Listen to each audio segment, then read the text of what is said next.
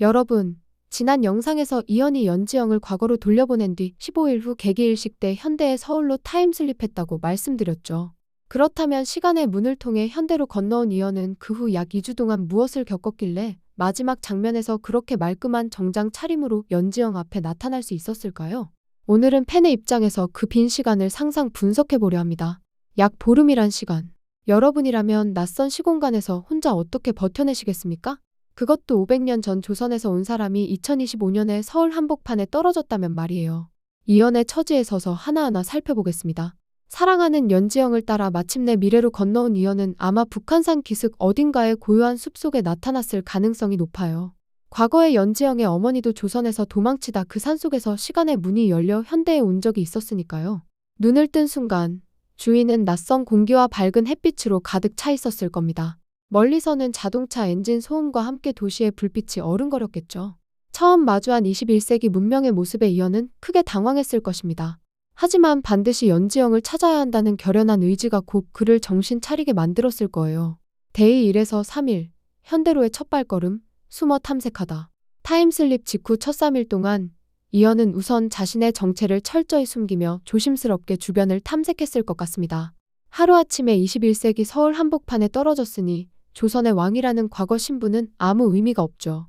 그는 연지영에게서 들었던 현대 사회에 대한 이야기를 애써 떠올리며 최대한 눈에 띄지 않게 사람들을 지켜보고 도시로 나갈 준비를 했을 거예요. 다행히도 기본적인 현대 한국어 회화는 통했습니다. 조선에서 지영과 오래 함께 지내며 현대말 표현도 꽤 익혀두었을 테니까요. 그렇지만 번쩍거리는 전기 불빛의 도로, 쇳덩어리 자동차들이 내는 굉음, 하늘을 찌를 듯한 고층 빌딩 수, 이런 것들을 처음 마주한 충격은 엄청났겠죠. 이현은 일단 자신이 떨어진 북한산 주변을 며칠간 배회했을 가능성이 높습니다. 목이 마르면 근처 작은 식당이나 가게에 몰래 들어가 물을 청하고 구석에 놓인 신문이나 TV 화면을 흘낏 보면서 여기가 언제이고 어디인지 파악하려 노력했을 거예요. 지금이 2025년이 맞는가? 서울이라는 곳은 이렇게 생겼단 말인가? 하고요. 스마트폰을 들여다보는 사람들, 이어폰을 끼고 지나가는 청년들 하나하나가 그의 눈엔 신기했겠지만 쉽게 다가가 묻지는 못했을 겁니다. 과거 왕이라는 자존심도 있고 혹시 실수로 자신의 시대 정체를 드러냈다간 큰 소동이 일어날지도 모르니까요. 그렇게 충격과 고립감에 휩싸인 며칠을 보내면서도 이현의 머릿속에는 오직 한 가지 목표만이 맴돌았을 겁니다. 연지영, 반드시 찾아야 한다. 이 다짐이 있었기에 두렵고 막막한 상황에서도 이현은 버틸 힘을 얻었겠죠. 데이 4에서 7일, 생존을 위한 준비, 왕의 금으로 현금을 만들다. 4일째 접어들면서 이현은 현대에서 살아남기 위해선 돈이 필요하다는 뼈저린 현실을 깨달았을 거예요. 21세기 사회에서는 돈 없이는 물 한 모금 사기도 힘들다는 것을 금세 알았겠죠. 굶주림과 추위에 시달리며 며칠을 보내다 보니 당장 숙식과 옷까지 그리고 교통수단을 얻으려면 현금이 절실하다는 결론에 이르렀을 것입니다. 여기서 짐작컨대 이현은 조선을 떠나오기 전에 나름대로 미래행에 대비를 했을지도 몰라요. 왕실 보물창고에서 작지만 값진 금부치 몇 개쯤 챙겨 나왔다면 어떨까요? 이를테면 순금으로 된 작은 패물이라든지 옥으로 만든 가문의 인장 조각이라든지 말이죠. 금이나 보석은 시대를 초월해 어디서나 귀한 법이니 그것만 손에 쥐고 있으면 500년 뒤 세상에서도 목숨을 부지할 희망이 생길 테니까요. 실제로 조선시대의 순금 장신구나 옥새 같은 유물이라면 21세기 골동품 시장에서 상상 이상의 가치로 팔릴 수 있습니다. 아마도 이현은 북한산 자락을 내려와 본격적으로 서울 도심에 발을 들이기 전에 남들 눈에 띄지 않는 안전한 곳에서 몰래 가지고 온 금부치를 꺼냈을 거예요. 그리고는 곧장 예전에 연지영에게 들은 적 있던 전통 골동품 상점가를 찾아 나섰겠죠. 서울에서 옛 물건을 사고 판다면 아마 종로구 인사동 부근일 테니 그 주변을 헤매며 적당한 상점을 물색했을 겁니다. 낯선 차림새의 젊은 남자가 슬그머니 가게로 들어와 값비싼 금장신구를 내밀었을 때 상인은 처음에 무척 놀랐을 거예요. 하지만 이현은 한나라의 임금 출신답게 당당하고 냉정한 태도로 거래를 시도했겠죠. 우리 조상 대대로 내려온 패물인데 급히 돈이 필요하여 파는 것이오. 아마 이런 식으로 능청스럽게 둘러댔을 것 같습니다. 상인 입장에서도 처음 보는 사람이 귀한 골동품을 들고 나온 상황이 수상쩍었을 겁니다. 하지만 눈앞의 유물이 진짜 조선시대 순금이라면 얘기가 달라지겠죠. 게다가 이현 특유의 예사롭지 않은 카리스마에 압도되어 의심이 들면서도 결국 거래에 응했을 가능성이 큽니다. 이렇게 해서 이현은 단숨에 수천만 원대에 달하는 현금을 손에 쥐었을지도 몰라요. 목돈을 확보한 이현은 비로소 서울에서 생존을 위한 기본 장비를 마련하기 시작합니다. 우선 누가 보아도 튀는 조선시대 복식을 벗어버리고 평범한 현대 복장으로 갈아입어야 했을 거예요. 처음엔 옷가게에서 크고 작은 해프닝도 있었을 법합니다. 옷 사이즈나 치수를 재는 법도 몰랐을 테고 물가 감각도 전혀 다르니 지폐나 동전을 한 움큼 꺼내 주인에게 내밀며 계산하는 등 총극이 벌어졌을지도 모르죠.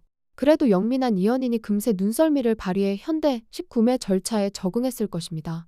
갈아입을 옷과 필수 생필품을 챙긴 뒤에는 몇 년간 편하게 묵을 것도 아니고 당장 발 뻗고 잘 곳이 필요했겠죠. 아마 서울 도심의 작은 모텔이나 여관을 찾아 며칠쯤 머물렀을 거예요. 거기서 뜨거운 물에 몸을 씻으며 오랜만에 숨을 돌렸겠죠. 무엇보다 이현이 최우선으로 마련했을 법한 현대 물건은 다름 아닌 스마트폰입니다. 연지영에게서 언뜻 들었던 적이 있죠. 손바닥만 한 상자 안에 온 세상의 정보가 들어있다. 던 그 물건 말이에요. 이현은 곧장 휴대전화 매장에 가서 최신형 스마트폰을 한 대 구입했을 가능성이 큽니다.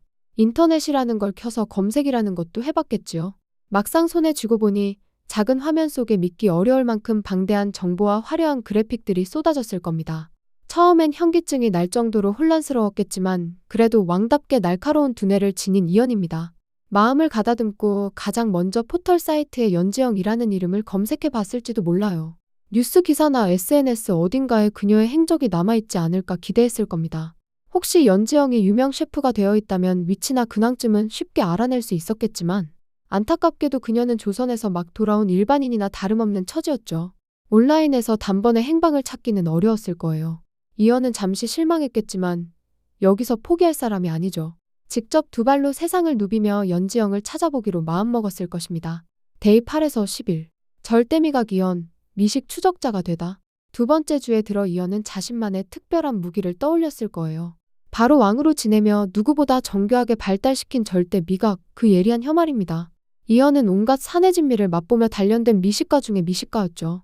연지영이 만든 비빔밥 한 숟갈을 처음 맛보고 어린 시절 어머니의 손맛을 떠올리며 눈물을 흘렸을 정도로 그의 입은 섬세한 풍미를 기억해내는 능력이 뛰어났습니다. 그렇다면 현대에 와서 연지영을 찾는 가장 확실한 단서는 다름 아닌 연지영의 손맛일 거라고 판단했을 가능성이 높아요. 그녀는 본업이 셰프니까 분명 어딘가의 주방에서 요리를 하고 있을 터, 그렇다면 음식 맛을 따라가면 그녀를 찾아낼 수 있으리라 마음먹은 것이죠. 비유하자면 이현은 사냥개가 냄새로 주인의 행방을 좇듯 자신의 미각을 총동원해 연지영을 추적하기 시작한 겁니다. 그는 서울의 한식 퓨전 궁중 콘셉트 레스토랑을 돌며 한 입 한 입을 기록하듯 음미합니다. 그리고 어느 날 호텔 레스토랑 앙팡에서 이상한 전율을 느끼죠. 단정한 육수의 결, 은은한 간장의 잔향, 플레이팅 속에 숨어있는 수라간식 화력과 장관리까지. 메뉴 이름은 조선식 궁중 다이닝 코스. 그 순간 확신이 듭니다. 그래, 이건 지영의 손맛이오.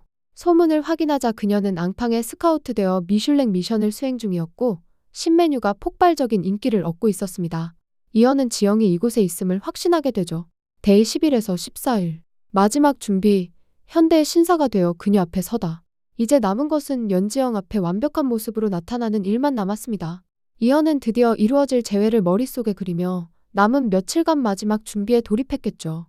조선에서 임금님 노릇하던 그는 이제 골룡포나 용상 따위엔 미련이 없습니다.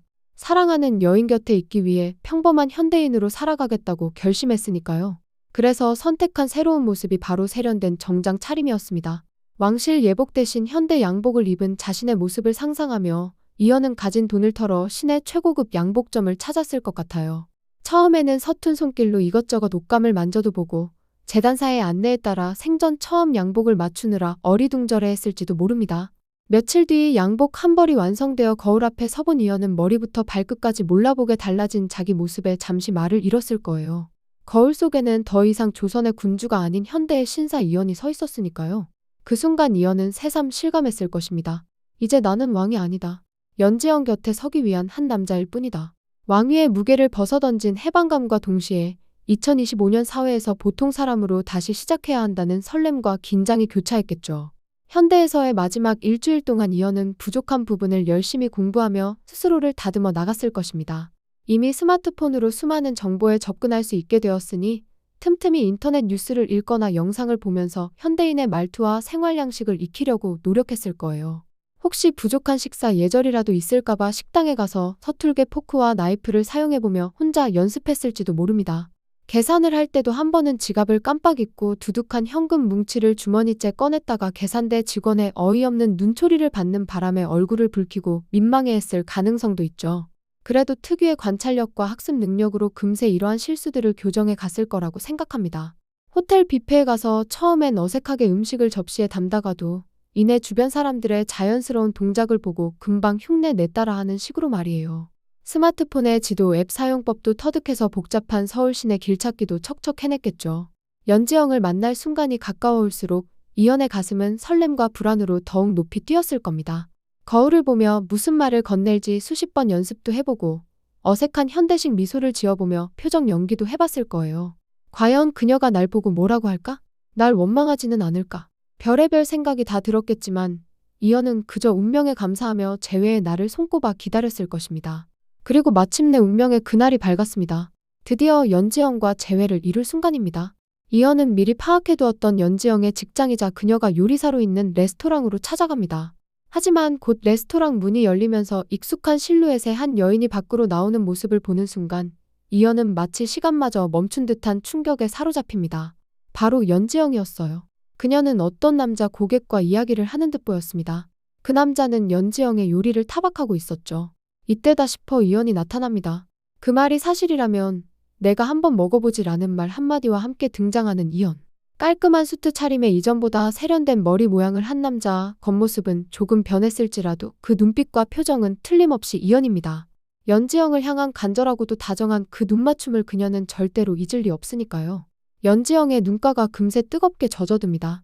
길게 느껴졌던 순간이 지나고 이연은 천천히 미소 지으며 말합니다. 약조를 지키러 왔다. 내 너를 찾겠다는 약조. 연지영은 복받친 감정을 이기지 못하고 결국 눈물을 터뜨리며 이연의 품으로 달려듭니다.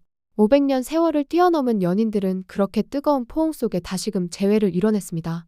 결말, 정장을 입은 폭군, 운명을 버리고 사랑을 택하다. 현대식 정장을 입은 이연과 그의 품에 안겨 흐느끼는 연지영. 이 장면은 단순한 해피엔딩 이상의 의미로 다가옵니다. 폭군이라 불리던 왕이 모든 것을 버리고 평범한 남자로서의 삶을 선택한 순간이니까요. 이연은 조선에서 자신의 주변 사람들을 모두 잃고 폭군이라는 오명까지 뒤집어 쓴 비운의 왕이었습니다. 그러나 연지영을 통해 따뜻한 집밥 한 그릇의 위로를 알게 된 이후 결국 사랑을 위해 과거의 운명을 버리기로 결심했죠. 시간이 적힌 마법책 망울록의 마지막 장을 두 사람이 함께 채워나간 것도 이연이 더 이상 왕으로 남지 않고 새 운명을 개척하겠다는 선언이나 다름없었습니다.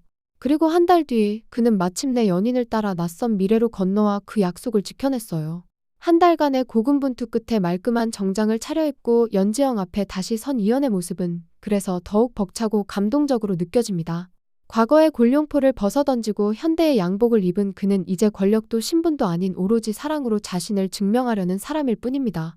조선에서 폭군 이연은 사실상 죽었다고 볼 수 있고 지금 여기 연지영과 함께하는 새로운 이연으로 다시 태어난 것과 마찬가지예요. 두 사람이 뜨거운 포옹과 함께 눈물 짓는 재회의 순간을 지켜보며 시청자들은 비로소 깨달았을 겁니다. 아, 폭군과 셰프의 인연은 이렇게 완성되는구나 하고요. 비록 드라마 본편에서는 이연의 한 달간 현대 생활을 직접 그려주지 않았지만 오늘 우리의 뇌피셜 상상 여행을 통해 그 빈칸을 논리적으로 한번 채워보았습니다. 과거와 현재를 잇는 망울록의 마법 그리고 30일간의 여정을 거쳐 마침내 맺어진 이연과 연지영의 사랑 이야기. 상상으로 그려본 내용이지만 꽤 그럴듯하지 않았나요? 이제 마지막으로 그들의 미래를 상상하며 이야기를 마무리 짓고자 합니다. 재회 후 이연이 환하게 웃으며 연지영에게 다정히 속삭입니다. 이제 나는 왕이 아니오. 그대의 요리를 가장 사랑하는 한 남자일 뿐이오. 연지영도 눈물 섞인 웃음으로 답하겠죠. 그리고 제겐 평생 잊지 못할 가장 특별한 손님이시죠. 이렇게 두 사람은 드라마 박현실에서도 우리 마음속에 오래도록 기억될 해피엔딩을 이어갈 것입니다. 오늘의 타임슬립 후 현대 생존기 분석 이야기가 여러분의 궁금증을 조금이나마 풀어드렸길 바라며 이상으로 폭군의 셰프 결말 재구성 뇌피셜 나레이션을 마치겠습니다. 구독과 좋아요는 다음 컨텐츠 제작에 큰 도움이 됩니다. 끝까지 함께 해주신 여러분 고맙습니다.